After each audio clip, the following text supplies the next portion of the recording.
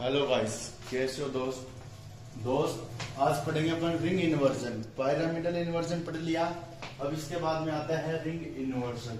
Ring और inversion का मतलब है रिंग जैसी है उससे अलग हो जाएगी। इक्वेटोरियल बॉन्ड एक्जेल में चले जाएंगे, एक्जेल इक्वेटोरियल हो जाएगा। रिंग ऐसी है ऊपर की साइड तो नीचे की साइड हो जाएगी, उसे बोलते हैं इन्वर्जन।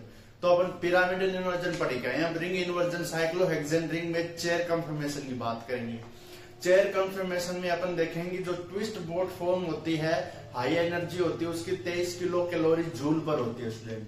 वो क्या हो जाती है स्टूडेंट? ट्विस्ट हो जाती है, जिसके कारण उसकी एनर्जी हाई हो जाती है और वो लेस स्टेबल हो जाती है।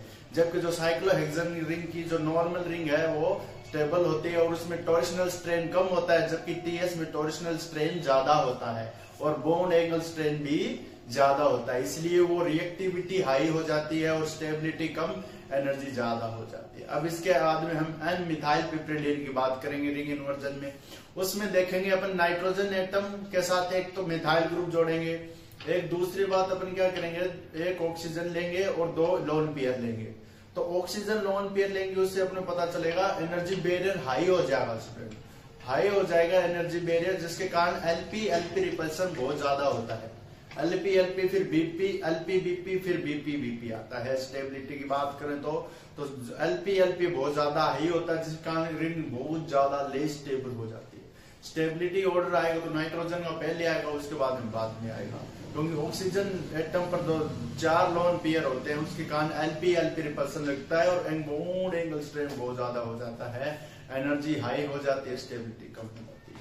तो यहाँ पर लिखिए रिंग इन्वर्जन। रिंग इन्वर्जन लिखिए इस प्रकार का inversion bond angle strain, torsional energy, bond angle strain and torsional energy द्वारा समझाया जा सकता है। अगर हम बात करें साइक्लोहेक्सेन रिंग की तो हमें रिंग इन्वर्जन देखने को मिलता है। क्योंकि साइक्लोहेक्सेन रिंग का जो कंफर्मेशन होता है, जो साइक्लोहेक्सेन रिंग का चेयर कंफर्मेशन होता है, उसमें टॉर्शनल स्ट्रेन कम होता है, बॉन्ड एंगल स्ट्रेन भी कम होता है और एनर्जी कम होती है और स्टेबिलिटी ज्यादा होती है। लेकिन जब उसका इन्वर्जन करवाया जाता है तो उसकी ट्रांजिशन स्टेट हाई एनर्जी वाली हो जाती है, तथा इन्वर्टेड रूप में 43 किलो कैलोरी जूल इनवर्स का मोल इनवर्स एनर्जी लगती है, जिससे कारण इन्वर्टेड रूप सबसे लेस स्टेबल होता है। उसके बाद ट्विस्ट बोट और सबसे ज्यादा स्टेबल चेयर कंफर्मेशन होता है नॉर्मल वाला। तो ये उतार लीजिए रिंग इन्वर्जन में लिख लिया। रिंग इन्वर्जन में बता दिया bond angle distortion explain by torsional energy strain. Cyclohexane ring में इसमें axial bond equatorial position axial position में चेंज हो जाती है। तो यहाँ पर मेरे पास चेयर कंफर्मेशन था साइक्लोहेक्सेन रिंग का। यहाँ पर CH3, यहाँ पर ग्रुप जुड़े, यहाँ पर ग्रुप जुड़े। 43 किलो कैलोरी जूल इनवर्स, इसकी एनर्जी है 23 और इसकी है 43 किलो कैलोरी जूल। मैंने इसका ये फॉर्म बनाया तो क्या होगा स्टूडेंट, इसको एनर्जी दी मैंने 23 किलो कैलोरी जूल। तो जो ये चेयर थी, मान लीजिए इस प्रकार से चेयर, उसके बाद जैसे एनर्जी तो ये बॉन्ड है ना, ये बॉन्ड ऊपर की ओर हो गया, जिसके कारण ये क्या होगा, ट्विस्ट आ गया, मरोड़ आ गया, टॉर्शनल आ गया।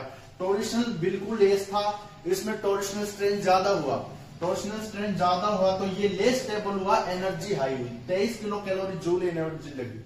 अब इसके बाद में हायर एनर्जी है ट्रांजिशन स्टेट में। अब ये एनर्जी क्या करेंगी, इसको अगर अपन कितनी calorie energy 43 kilo calorie energy और दे दें तो स्टूडेंट ये क्या हो जाएगी, जो रूप है ये ऊपर वाली रिंग है वो नीचे आ जाएगी, तो अपने को इन्वर्टेड फॉर्म देखने को मिलेगी। ये है अपने रिंग इन्वर्जन।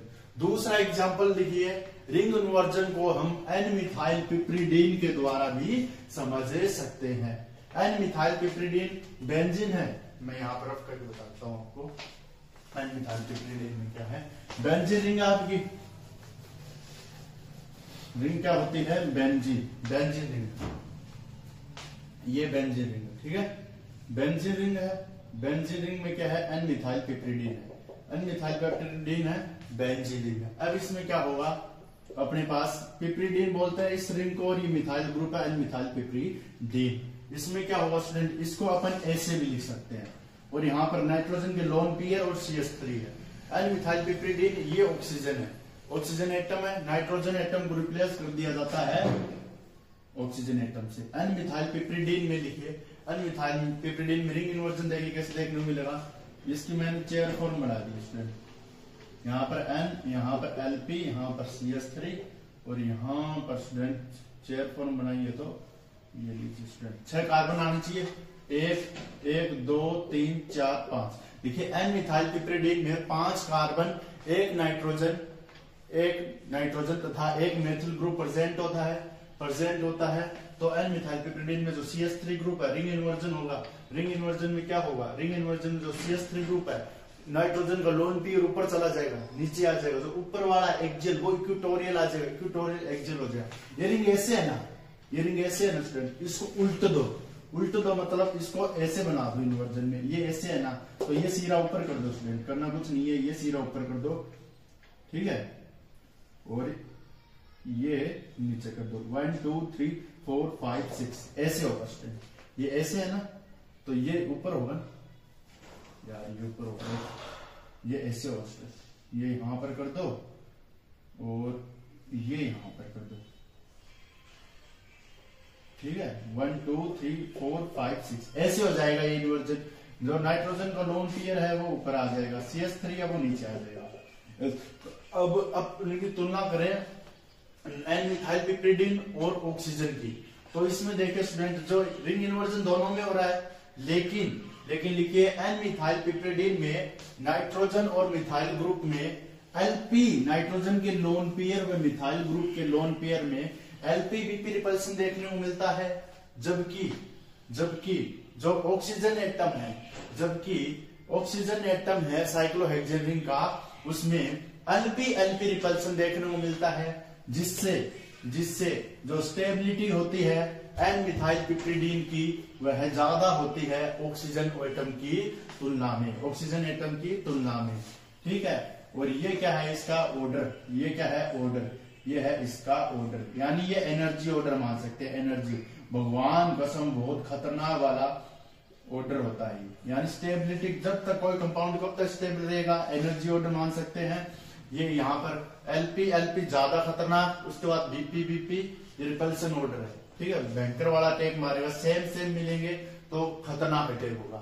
एक सेम में कमजोर, दोनों कमजोर, इतना रिपल्सन महसूस नहीं होगा। स्टेबिलिटी ऑर्डर देख लीजिए, स्टेबिलिटी ऑर्डर भी लिख सकते हैं स्टूडेंट। इसका अपन पता है कैसे लिखें स्टेबिलिटी? बॉन्ड पेयर की स्टेबिलिटी ज्यादा होती है, उसके बाद में बॉन्ड पेयर Lp की होती है, ठीक है, और उसके बाद में क्या होती है? बॉन्ड पेयर Lp की, और इसके बाद में Lp-Bp की, इसके बाद में लोन पेयर की।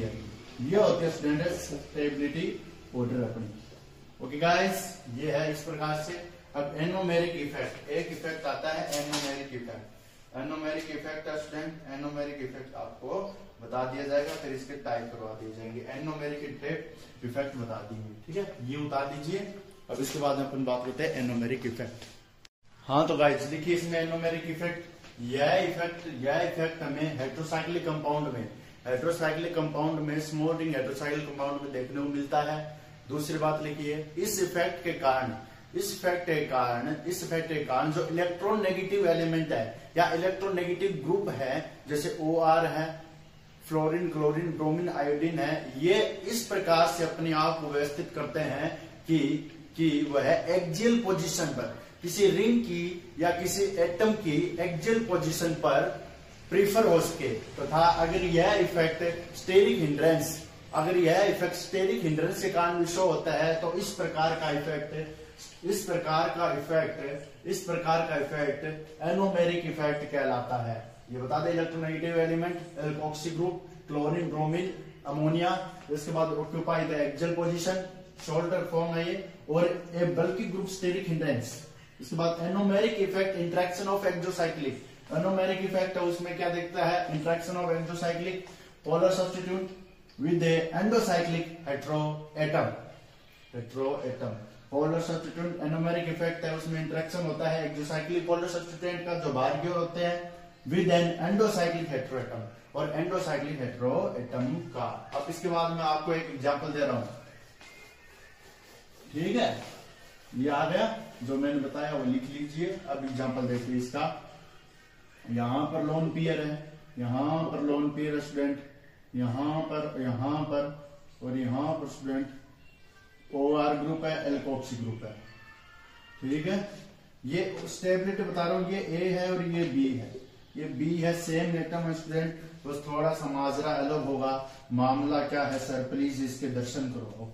मामला बताएंगे, तुमको बताएंगे सर, यहाँ पर कार्बन, यहाँ पर कार्बन, यहाँ पर इस प्रकार से, यहाँ पर दूसरा स्टूडेंट ये इस प्रकार से, ठीक है। दूसरे में क्या है स्टूडेंट, ये इस प्रकार से लोन पेयर है ना, तो लोन पेयर तो इधर ही रहेंगे, ठीक है।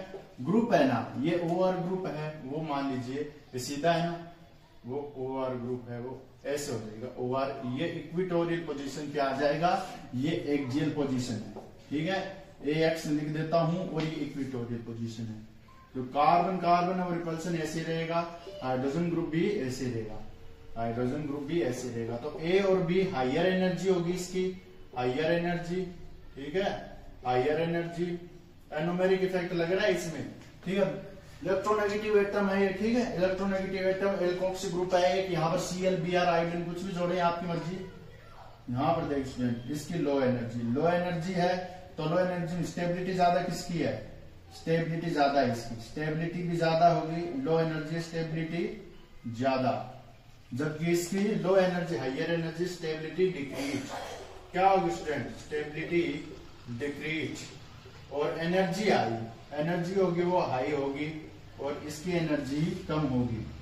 और इसके बाद में रिएक्टिविटी किसकी ज्यादा, रिएक्ट करने की क्षमता किसकी ज्यादा, इसकी ज्यादा, रिएक्टिविटी R शो कर देता हूं, इसकी ज्यादा होगी, जबकि रिएक्टिविटी इसकी कम होगी स्टूडेंट। क्या होगी मेरे भाई, कम होगी। तो ये है इस प्रकार से आपके सामने सिनेरियो, ये एग्जांपल मैंने ले लिया, एक कार्बन कार्बन एटम है, ये इस प्रकार से उतार लीजिए स्टूडेंट। मिलेंगे नेक्स्ट लेक्चर में, जो एनोमेरिक इफेक्ट है उसको प्रभावित करने वाले कारक कौन कौन से हैं वो बताएंगे आपको, ठीक है।